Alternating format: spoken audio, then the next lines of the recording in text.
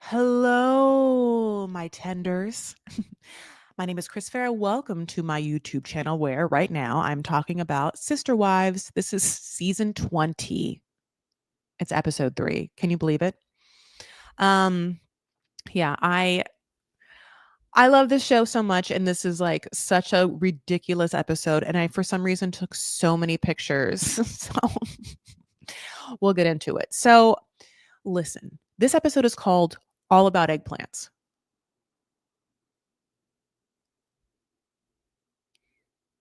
Okay. They love this. They love playing like a cheekiness with what they can get away with now. I think like the producers of the show must be sitting around being like, I can't believe what we can do now. I can't believe people are honest now. I can't believe we can talk about sex now. Whatever. So we pick up though on like what had happened at the end of episode 2, which is that Christine, David, McKelty, everyone are caravanning, moving McKelty and family to North Carolina to be next to Janelle's family, even though it's kind of like 4 hours away. Anyway, so on the way, there is tornadoes afoot. It's stormy. It's bad. It's hail rocks being thrown at McKelty's car, and they have like dinged them. And so Christine and David, they say, are about a half hour ahead. They are in Nebraska. This is like a 2-day event of like moving everyone. Um, Now McKelty has to like put up, she says, a blanket because she doesn't know if she's going to lose her kids from the hailstorm. Now that part seemed a little dramatic, but I do understand now that her kids are in the back seat because we can't see them, which is totally fine. I don't want to see them, but like, it was a little confusing what was happening. So, um, they have to pull off and wait it out. And I was like, well, where are you pulling off to? There's all of these like huge ass trucks. And I'm like, pulling off to be in this line of the off ramp, still a problem. God. Yeah, like there's no big buildings around where you can suddenly go to like underground parking. But they do pull over and they have to wait it out. Right now they say it's like 6:47 and that they're like, well, we can try again at 7, but it's like, will this be done at 7? Anyway, we cut from there to a much chiller situation, which is Mary's girl painting night. Mary gets a lot of like kind of like less important setup scenes because we don't get to see her like film with any family members anymore. And so which is totally fine. And she doesn't want anything talk about the LuLaRoe, even though I wish she would, or like selling MLMs. And, the bed and breakfast, it's interesting. You would think that if you actually like leaned into a bed and breakfast, it could, of course, give like really funny Mary scenes, like with new people coming in and Mary's cooking bread pudding or whoever knows, but that's not what's happening.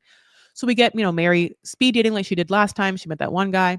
And now we get a sip and paint night with like a bunch of her female friends that live in, I guess, in Parawan around her. So they've decided the theme is eggplants and the surrounding adjacent themes to eggplants, which, is, well, dicks. Dicks. It's dicks. So Mary, Janelle, Christine, obviously, none of them got to talk about sex, period. Janelle still doesn't talk about sex. Christine does. And, like Robin and Cody barely talked about it until episode 1. And then it was like the worst sex talk ever. Maybe that was episode 2 of this season. And then it was suddenly so graphic, right? Then it was like all the licking stuff. Maybe that was episode 2. But Mary is like tiptoeing around like eggplants and like what that means. She's like, I know what it means. She is like, her eyes become very wide at the idea of like a big ass dick. And one thing that she keeps saying is that she wants a tall man. And I think it's like somewhat interesting because it makes me feel like she's telling us that Cody wasn't either one of those things. Um I also do enjoy when they like the producers pick a topic and then they do like a quick cut of everyone else's POV on that topic. So the topic of emojis, emoji use, eggplants or whatever. Christine's like, I know what that means. I got kids. Janelle's like, my kids tell me what emojis not to use, which then makes me feel like she didn't know what something was. Maybe like, she sent something and fucking Maddie had to be like, bitch, never use the drip drip. Don't ever use that like drip drip emoji, mom. Because when you use it, you don't know how people are going to take it. And they're going to take it as a shot of cum. That's what that means. Come. That's what the drip drip means. Come. She's like, what? No, I was just talking about having seen dew on a 4-leaf clover. Just like, no. But then it's funny because you buy that. You're like, okay, that's funny. That's funny because I also like the fact that she has like, a lot of boys who are probably like so embarrassed by her. And then Robin is like, no, I don't know. I don't know what the deal is with any of the emojis. You're just like, oh my God, Robin. Robin likes to play dumb. And the minute that she says that she doesn't know something, it's immediately obvious that she does, but she doesn't want us to know. And she doesn't even want to give the energy to have to like deal with it. She's incredibly secretive and kind of manipulative in this way that you can like see in flashes in her eyes. So, some people are drawing statues of David, and they're all going to reveal their paintings. And, like one person, does an eggplant. I think Mary does an eggplant that's interesting. One does an eggplant that's like really artistic. One does the statue of David far too small, where you're like, why is it so small? You like had way more canvas there. I'm just saying. And then one does this picture, which I'll put up, which is a picture of Cody with his ramen hair and what they use the term as a flesh headband. A eggplant with similar hair looking at it, and then a robin with the similar hair.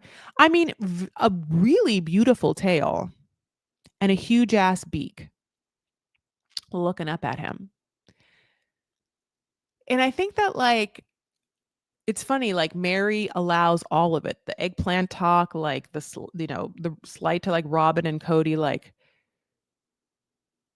I feel like Mary is living her best joy. Like, it's funny because when we all saw this happening, like Christine, it seemed, was living her best life, if you will. But in this moment, I think it's Mary.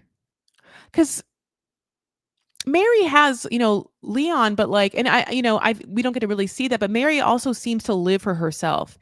Janelle lives for her kids. Like lives for them. Like we haven't seen Janelle date yet, even though she's open to it.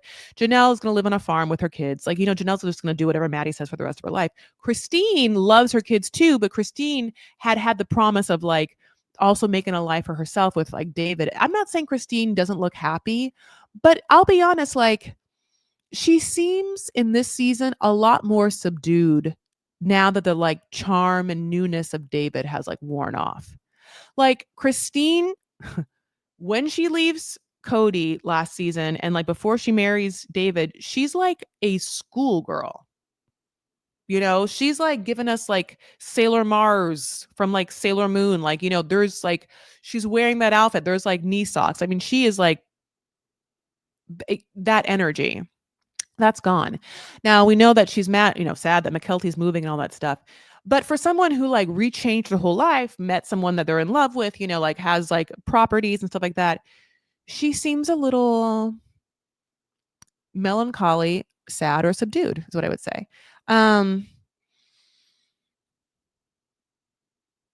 This is where it also gets interesting. So the crux of the remaining business between Robin, Cody, Christine, Janelle, Mary is, of course, Coyote Pass. And it's because there's like no formal alimony, child payment, any of the things they can do. All they have is this huge chunk of money and land.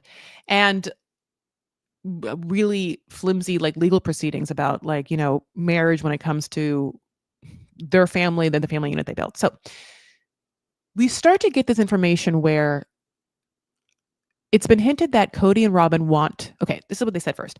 Robin didn't want to sell Coyote Pass at first, and she said that she loved the fact that she, in her current home, lived by Coyote Pass. She used to walk around Coyote Pass, and she had still a tethering to it because she could see it. She could see it from her home. And again, this home was bought from the sale of other people's homes that was never meant to just be Robin's, but was like, well, Robin and Cody had like talked the other wives into getting Robin this huge ass house because it was necessary in the moment, right? When they all thought that this house was much too large and like was weird how the money was being parceled, right? So now Coyote Pass hangs over their heads. Her house is closest to Coyote Pass. Robin has been quote unquote the one who energetically also is like, I just can't give it up. It's the final symbol of the family that I was promised. When it's like, bitch, the family you ruined, God bless. Cody ruined it, but you know what I'm saying. So then we get so all of that, and then more information. Cody's like, let's drop that he tends to drag his feet, A, because he's annoyed by his other ex-wives, and B, because he feels like doing things is like giving them something. Moving forward on the paperwork is him doing something for them and they don't deserve that, is like how he describes it. He also describes like Mary calling him and is being annoyed by her and so not picking up the phone when he knows she's calling for business reasons. And so in order for him to even answer, she had to get the lawyers involved. So he drags his feet for things to punish people. That's like his MO. And Robin has been holding onto the property she wants us to believe because it was the last symbol of like family that she respects and loves so much. All of that is so fucking like contradictory. It's like they don't know how bad it looks. But then we get this information where Cody is like, no, I actually have to move away from this house. It's the house that all my ex-wives left me in. And, I got the Garrison phone call, blah, blah, blah, blah, blah, blah. And then it's like, okay, well, we'll move to the other side of Flagstaff away from here. And Robin's like, that's fine. Then I can sell Coyote Pass and not have to see the people like make it nice or whatever. Then we get this other information that they actually had found this home, that they loved it, but it was so super expensive. But all they could do is just wait on bated breath and pray to God for God to lower the price. That God lowers the price, but it requires, and this is where I wish I knew. So I go to Reddit, and then Reddit, the Sister Wives subforum, is like, yeah, maybe it was a bridge loan where he's like, I have to now sell the house I'm in order to buy the other house. And in doing so, what the Reddit forum said was that it opened up forensic accounting of his finances with Robin, that this move does that. And that upon where it would be brought to like record what his finances are, Christine was able to, I think, use that to go for child support because of like loan application information and stuff like that. Now, this is all obviously like hearsay and who knows of like how things go, but it's obviously like they needed the money from one estate to go to the other, but in order to like get the appropriate loan, they had to be like very clean with their finances, and then that information was able to like, lays to bear what Christine can then sue for, because or any of them, like Janelle. And by any of them, like anyone that has, definitely like a child that's like under 18, which Gwendolyn, I think, might have been, or was it Gwendolyn? Janelle's youngest that lived when in the trailer that when Janelle moved on Coyote Pass. Obviously, Truly is Christine's youngest. And so then, so that we also have to hear Cody be like, this in this house, if we get this house, it'll be a room for Truly. And then Robin's like, the guest room. That, yeah, if Truly comes over, she's never going to come over. It'll be Truly's room. But that's my guest room. Robin will say things where I'm like, oh, you couldn't just let that go on camera. Do it like Truly's never going to come to that house. You could have just let Cody say, it's my daughter's room. And then in your heart of hearts, but you couldn't even let that happen. What a manipulative bitch. So anyway,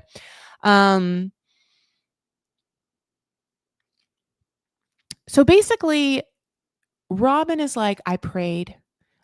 Once I stopped putting my good energy into Coyote Pass, I put it into this house. And so they do. They end up getting like, suddenly a realtor comes over and it's like, great news to this realtor we'll never see again. Someone made a cash offer. And then we have to have like Cody and Robin be like, great, cash offer. And then the next scene is them packing. Now, this is interesting. Dayton is nowhere to be found. Now, no one from the family besides Robin's, children are there. So there's Solomon and there's Ari and there's the two daughters. And there's Cody. And Cody is trying to pack, and Cody has full headband, full flesh headband. And at one point, he's trying to move something, and you can tell that he's being stupid about it. And Robin, just like she can't hold back from like having her true intentions come out, Robin sometimes, I'm like, gives faces to Cody where I'm like, well, has she always been doing that face? Because Cody, you can't look at this face and then think that that's my wife that loves me and thinks that the moon and sun rise and falls with me. Robin gives him a face talking about whether he can move something with a dolly or not, with such eyes of, you are the stupidest, dumbest, I hate my life, and how did I bring myself to this moment kind of face. That is in itself poetic justice. I might not get like the ideal situation, right? Like I might not get, and I've talked about this, like a dream where then suddenly, Robin and Cody try and bring in a second wife now. Because Cody feels like he wants more sex and Robin doesn't want to deal with him. And then, of course, the younger wife comes in and then just like, pulls, Cody away from Robin the way that Robin did with all the other people. And we get to see all of that happen. And then half of us, that were like, oh, we get to see the bed that she lied in. And then half of me is like, yeah, but then I wonder if that happened, would Robin then be happy? Would Robin then turn it into a Christine? Like, I'm so happy I'm free. I don't know. Or if that doesn't happen, is my justice enough this face? Like maybe this is enough. That on camera, like someone who is red pill and is traditional gender roles, because Robin feeds him the like, oh, you're a strong man and I follow you and the God in you. But the thing about Robin that I'm happy that she has over, just as a female, she has over Cody, is somehow Cody thinks that Robin is closer to God or more pious or holier than him. And so somehow it's like the patriarchal lineage of the decision making of their family, you think goes to Cody. But it's like it goes to Robin because he acquiesces that she has a better relationship to either religion or God than he does. I don't know if all of the wives had like any sort of mothering or mother style relationship with Cody. But like in this face, and in a lot of the conversations that Cody and Robin have nowadays, it certainly seems like she's like unimpressed, disappointed mom in a rambunctious son energy. Okay, so a lot of people have been talking also why Dayton wasn't there. Peyton had said something like Dayton didn't want to film anymore or had done something or whatnot. And it's like, or someone didn't want him on Robin. I don't know why Dayton isn't there or why it isn't even addressed a little bit, because I think Robin and Cody want us to believe that Dayton doesn't live there but he does. So, interesting. So, they move and we go into this new home, and the new home, one word Cody has for it, opulent. When he said opulent, you know what it reminds me of a little bit? Like, it reminds me of, like, a Giudice or Gorga house in, like, New Jersey, or, like, the Ritz, Paris. It's a big ass house. Like, this new home is bigger than their old home and nicer. I would much rather live in the new home, although wildly both still dated, like I have a fascination with a lot of things. Tee hee hee. Like one is like square, obvious French nails, like really thick, square French nails. I'm just like, every time I see it, it's an aesthetic, it's an aesthetic that sings to me, like maybe from the 90s. It's like these like moments from the 90s. It's why Madison's nails on Love is Blind, it's almost impossible for me to pay attention to anything else but her nails. I'm somewhat also obsessed, and I've talked about this, like the 90s romance aesthetic of like red flowers, red silk, like, like that kind of look.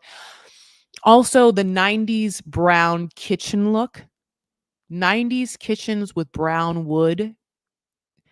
And every one of, well, the two homes that we see all have it. Scottsdale, like, yeah. It's funny because it feels like color wise, yeah, if we were like in heavy browns in the 90s, it's like we then went to like grays and then we went to beiges. That's like what it is now. So we are like 3 generations out of 90s brown kitchens. But I love the idea that it feels like home to Robin. Just like word art does. Like, so yeah, if like if it's a kitchen, it has to have brown wood.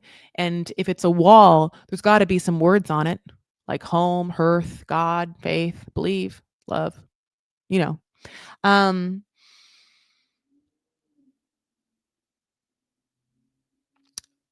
Cody says that Robin, okay, so let me say this. Robin involves him in the decision making, and that in Robin's old home, she gave him a space, a nook that was his office, and that none of the other wives did that. Which we're all like, oh, your wives with 5 and 6 kids, where like, I'm so sorry, if there was a desk space, it was probably for one of the fucking kids that had to do homework, your kids. Could you imagine Christine having like a full room that she was like, no, none of you kids, not you, Aspen, not you, Peyton, not you, Mikkel, none of you kids can go into that room and use that desk. That's daddy's office for when daddy has to do daddy's business of whatever the fuck arms selling, sign designing, sign making, sign door-to-door salesman, planning of the door-to-door salesman that he has to do. It has to have a specific nook and cranny for this man. It can't just be an office that everyone uses, only him. Robin, my good, shy, pretty wife, gave me my own space. No other wife did that. That's why I love her the most. Meanwhile, like Robin, like I do love it. I do love this. Yeah. It's like like lick your fingers, every morsel is like you've been eating ribs with like a good barbecue sauce. It is delectable. It is where everything kind of like comes together so dumbly, so like stupidly, so like, well, so messily that it is highly watchable, highly entertaining, highly engrossing. And it's because like Cody is so adamant about his point of view. Like everyone is. Everyone sits quietly and firmly and or strongly and loudly, but they sit in their point of view. Except for, well, now that certain people have woken up. Christine's point of view used to be like submissive wife that just wants love, and then her point of view became loud and clear like 2 years ago. And like Leon's point of view shifted for sure. Like All of that's true, but, like, it makes me happy that everyone isn't trying to be something. When they decide to change, it's from, like, a deep transformational moment in their lives that requires them to change and not, like, some sort of arbitrary. I don't know, everything. I know, I love the show. Okay, fine, I love the show. So, in this new house, yeah, they briefly talk about truly getting a room, even though Robin's like, "You mean my guest room?" And I'm like, "So, does Dayton have a room?" I love that, you know, Ariana lets it be known how much bigger and how much more space this house is. And in that moment, I kinda was like, I wonder if Robin and Cody know how bad this looked, like how, if this looks overly privileged or whatever. I think Robin does, and that's why she's like, "That's why I'll keep saying how it almost didn't happen, but God wanted it, God I couldn't help it. You can't go against God wanting God stuff. God wants us to have this big house, so." Opulent house, God said, right, Cody? Opulent. Cody saying opulent feels like he is like tugging his like peen with every time he says it. Like it does feel like he's getting off. You know, every woman, but Janelle, every woman, every wife, and Janelle specifically has leaned into the understanding that Cody is a vain creature that is interested in how things are perceived and wants to be perceived highfalutin. And like he maybe married people because of their position and he drove a two-seater white Lexus convertible for no reason, that was the dumbest choice for so long because we could see he wanted to look good, like him on special forces is great because because this show is so insular, like a lot of people don't know who Cody Brown is. And for some reason, a lot of people on the show also didn't know who he was. And so a lot of people on the show are now coming out like, I don't know Brianna Chicken Fry or whatever, but there's like Gia Giudice. A lot of people have come out and be like, Cody's crazy. Some people, and these are the words they have said they thought Cody was slow and roided out. Cody does, yeah. um,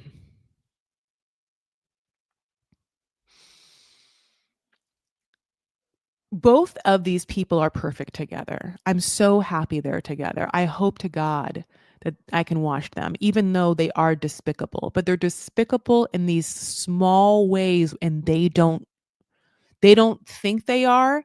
And what only is somewhat annoying is that Cody and Robin know America hates them. Sometimes I'm like, maybe it'd be cleaner if they didn't know that because they would just keep doing them without trying to change. And they might try and change because they are aware we hate them. I love that. Okay. So, whatever. God bless. So, also, yeah, I want them to be on Dancing with the Stars. Okay. So, I want all the Mormons too. Okay. Mary and Christine hear about the house being sold from the internet, which is great. And then I think that, Christine's like, great, it was a weird house. Christine then goes like on a limb and then she's like, I'm so happy they sold that house. They should have always sold that house. It was a weird house and I'm hoping they're happy now. And when she gives them so much grace of that, it does make me LOL to think that if that's true, that the selling of this house opened up their forensic accounting to be scrutinized by Christine in such a way, then this comment is great. um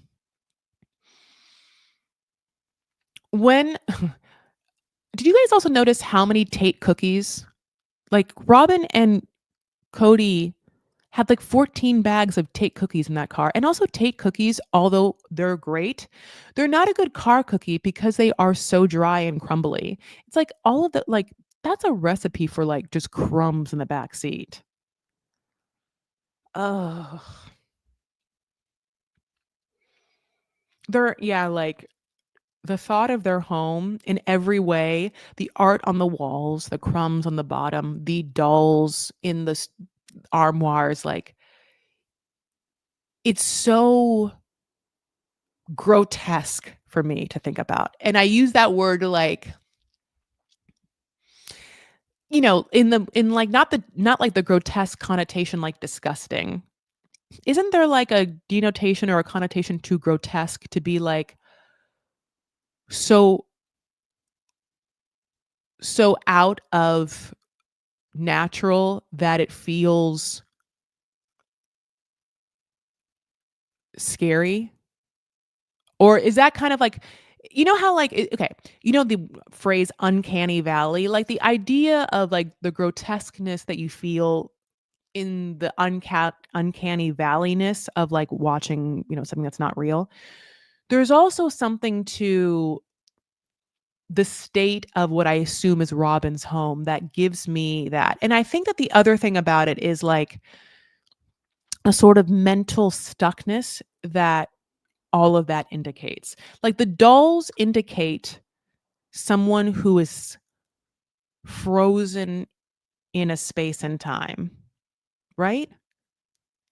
That can be indicative of like, someone who's probably dealing with some issues. I don't know what they are, personality disorders. I mean, there's like a big range of like that spectrum and, but because of that, upon looking about certain aspects, details of their home and their aesthetic and thinking about it, it's like it all is like a loud ringing to me. So, okay. I also want to know if every piece of art that was in their old house made it to their new house. Because for some reason, we harp a lot on this like table, this wooden table that Cody likes that Robin doesn't. Robin doesn't want it in the home. Cody does. And it seems like Cody wants it for no other reason other than the fact that Robin doesn't want it. And he likes to hold something over someone's head as a pure respect sign. Like, even if this thing is wrong and stupid for all of us and for everyone concerned, we abide by it because I say so. And so you abide by it because of your respect to me. There's aspects of Cody's personality that's like that. I think that's kind of like what happened with like some of his kids, where he was like, no, you'll abide by this archaic, dumb thing that isn't rational purely because I, your father, and this patriarchal family that I have raised you in makes it so you have to say yes to me if at the end of the day I say so. It's kind of like that thing where you're like, are we gonna like marry your daughter off to someone? Like it's almost like where it's like, did he I think that he wanted at the end of the day a blind obedience so that anything he said, if push comes to shove, will happen. But he was outnumbered, out teamed, and all of his choices and decisions weren't rational enough or smart enough to have a consensus agree that it's a wise thing to do, right? So when enough people were like, dude, you're dumb, and that's not anything anyone's going to believe in or do, and he's like, nope, you guys are doing it anyway, and they were like, no, he lost the whole family. So now he grasps at straws to have a feeling of like power. So like this dumb table now becomes, Robin, I want the table. Doesn't fit anywhere. Robin hates it. Like, it's funny to me because Robin now has like two choices where Robin can be like, well, Cody, I had a dream, a real big dream, and God said the table's cursed. That's what God said. So unless you want to go against God and be cursed for the rest of your life, you got to sell the table. Or Robin has to ruin the table. Robin has to set only the table afire, like Moses in the burning bush. It only is the table, and then be like, I don't know. Okay. It's interesting because when they get to the house, you know, they're also happy to be like, oh my God, it's so much room. We have a kitchen nook and then a separate dining room. Okay, fine. The dining room, though, is still like, an interesting shape. The shape of the house is whatever it is. It's like the other thing about like 90s homes where it was like they were obsessed with like vaulted big ceilings, and none of the rooms are like shapes that have even sides. That's fine. But like their like dining room they're talking about is like a kind of it's like a cave thing, and then in one dark corner it looks like a very narrow stairway going to who knows where. And fucking Cody wants to put like a 6 foot big ass wooden table with what looks like only benches and no back support like in there, and she's like, fuck you and this goddamn table. This can't last much longer. There's no way that I'm getting pictures, I'll show it again, of Robin's face in this season like that now on TV, and I can expect this marriage to last. I mean, right? You have eyes too, right? Like just what we know. Okay, so let me also say this. I was wrong. I guess Tony is like a big ass chess thing, and he knows chess, honey, and there's a lot of chess happening in Charlotte, so that totally works. Okay, this is the thing. Mykelti's eyebrows are too warm for her, and they are too brown. They are like like the color of eyebrow pencil that she's using must be like chocolate Hershey brown. It's like the warmest terracotta brown I've ever seen for someone who has like ashy taupe hair. She has to use a taupe eyeliner. I keep saying eyeliner. She has to use a taupe eyebrow pencil. Taupe. Anastasia makes taupe. Yeah, her coloring is not that warm and not that dark. Here, it looks better than what it looks like when she's in her confessionals, which is a blocky, choppy, rectangle of a warm brown brow.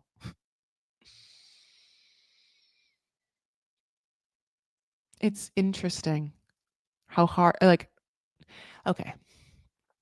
So we have so let's just talk about these two groups, these two subsect groups of Mormon women. Sister wives, Secret Lives of Mormon Wives. Aesthetically, similarities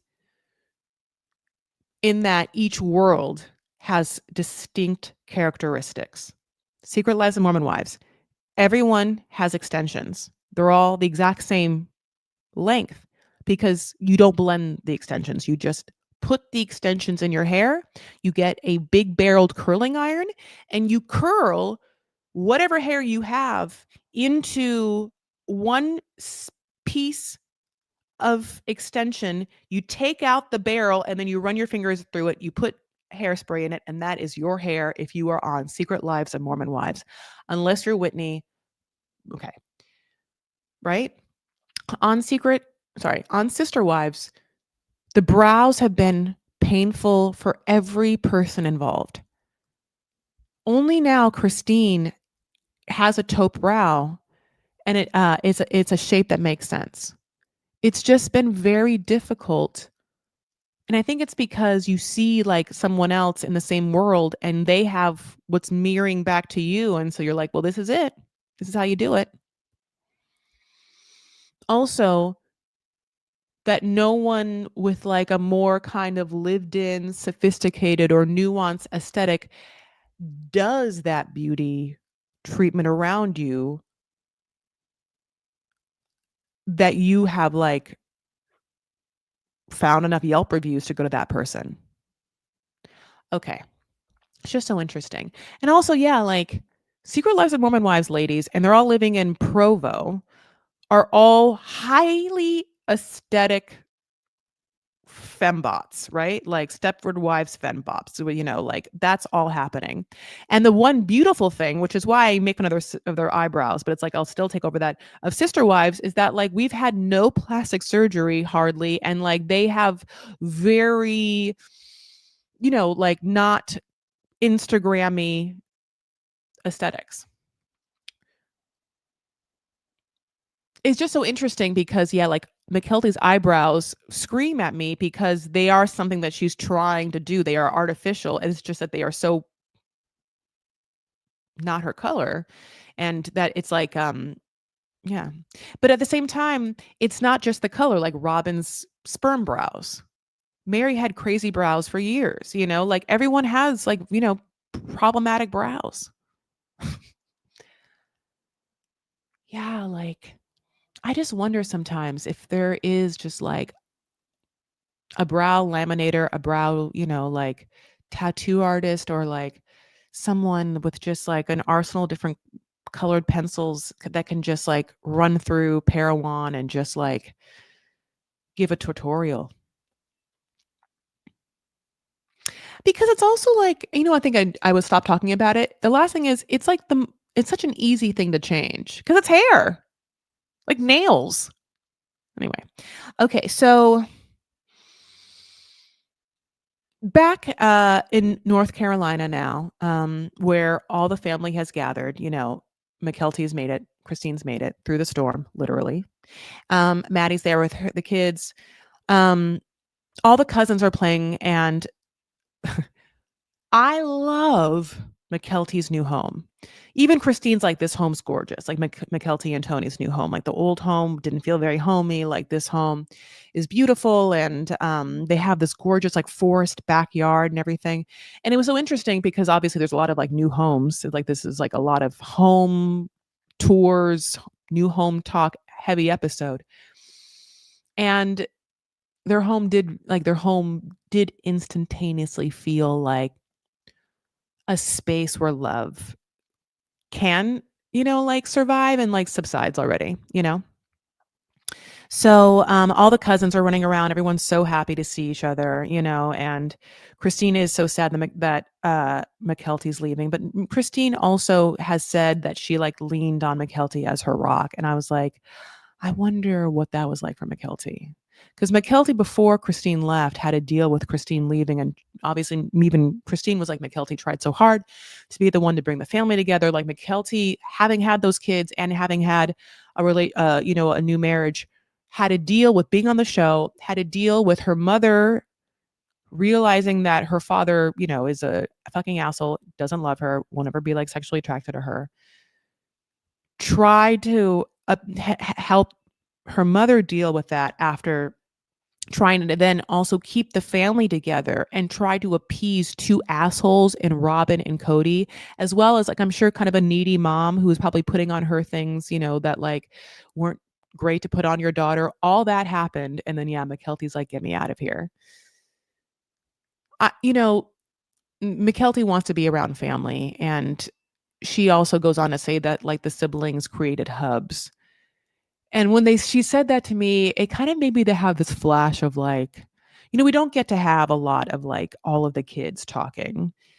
And they must feel like survivors of like trauma together for lots of reasons. So much and they're pseudo famous, right? Being on a show. Like, not that we go through life knowing what all these kids look like. For some reason, I feel like I would like if like I know what Maddie looks like. I know what McKelty looks like. I know what Peyton looks like. I know what Leon looks like. I think I know what Truly looks like, and I think I know what Logan looks like. But then there's at least 10 other ones. Ow. That like I'm sure I would pass without knowing. And it makes me happy that they know it's important to be around each other, that they each give each other like strength as well as an understanding specifically in this world that no one else will get.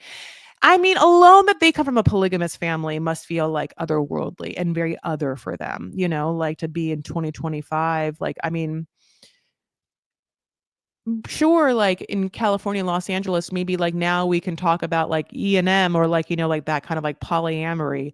But the true kind of religious fundamentalist polygamist is just it's a very insular world. And so to come from that, I'm sure there's not a lot of understanding of how you were raised. And I'm happy that they have each other. And, obviously McKelty's like, we came together specifically after Garrison's passing. But yeah, they need to be in their hubs, Vegas, Utah, North Carolina. I wish we got more of the kids, like in what they truly think and feel and what their lives are like. But at the same time, I 100% get that they're like, get me off this fucking show. And I don't want to deal with Robin and Cody. And I definitely don't want them to have any say over how I film or who I have to film with. Believe me. So, but there we are. So, I just could use a lot less paid and a lot more other people's POVs. So,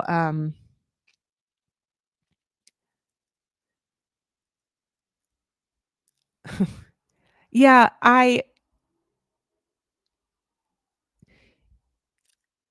this is a great season because to see the to see how everything has, like, played out and to see how consequences of people's actions are so interesting. Just, like half of me does wanna, like if I was reading this book, again, I would wanna, like, flip into the next chapter and see, like, what's gonna happen between Robin and Cody's marriage. But at the same time, yeah, like, I don't necessarily know what's gonna happen with Christine and David's either. But I'm happy that McKelty is moving for herself, and I'm happy that if she wants to be around family and think that's important, that she's going to do so for her kids. And, I'm happy for Janelle, like, I really want Janelle to be happy, and I really wanna see Janelle start to date. It's just that I guess I know that it's probably not gonna be, like, the most exciting guy. And maybe dating is hard, like, and, like, I finding love is very difficult and, you can assume that, like, something romantic might happen or something fun, but, maybe that's not it. Maybe it's hard to find people where she lives or of interest or whatnot. I mean, when we see, like, the farm come, especially if it's, like, a bustling business, it'll be interesting. It's interesting because Maddie had a podcast for, like, a half second, and then she, like, stopped it. I wonder why she stopped it because I don't know if you guys know this, but it's very easy to make a podcast. Takes little skill, absolutely less brain power. Kidding. Um, but yeah, that was pretty much the end of the episode, is a contrast of 2 new homes and the families that are, like, changing and that will live there, and how homes and cities and families change, to accommodate. There's nothing is, like, guaranteed. Nothing stays the same. The only constant is change, and so it makes sense to kind of move through spaces as things change. I just A lot of the other Reddit people on the forums were wondering how this new opulent home will be paid for in the future, like, how it could be kept, like, and if that's going to be a challenge for Cody and Robin. Because half of me is like, "But they've been on TV for so long, and he's on Special Forces, like, don't they have money?" I don't understand, but we don't know how much they get paid and all that stuff. But they've been on TV for so long that to me, it's like, well, well, how hard is it to afford a home in Flagstaff for reality stars of a season 20? Money is so weird. I mean, he has a billion kids, truly, but I mean, and truly, but, um some of them are old now, so I don't know, like, what his monetary ins and outs are, how much debt he's in. Also, obviously, there could be lawsuits with Christine and stuff like that, so interesting. Ugh, my loves, we're going to have to transition to the last live of the eve. Can you believe it? And we're going to jump ship from Sister Wives, um, right to 90 Day Fiancé, and we're going to tow it up and talk about this last episode. It's a season 7, episode 6 episode. That doesn't make sense. Season 7, episode 6 of 90 Day Fiancé Tow. So, yeah, I can't wait to see what happens. But yeah, if you haven't yet, please like and subscribe to this channel. Please make sure you tickled my algorithm. Please hit the notification bell and comment after the video goes up. Of course, my name is Chris L. Farah. You can follow me on Instagram. Of course, this is YouTube. I'm on Facebook. Vanity Fair is my group on Facebook, or like my page there.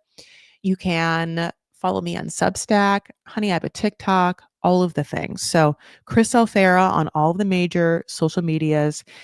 And yeah, my pets, I'm going to take a quick bathroom break. And then at 6, we'll start 90 Day Fiance Toe. All right. It's in the room, the link, but it's also going to be on YouTube in about 8 minutes. All right, my babes. Thank you so much. And I'll talk to you later. Bye, tenders.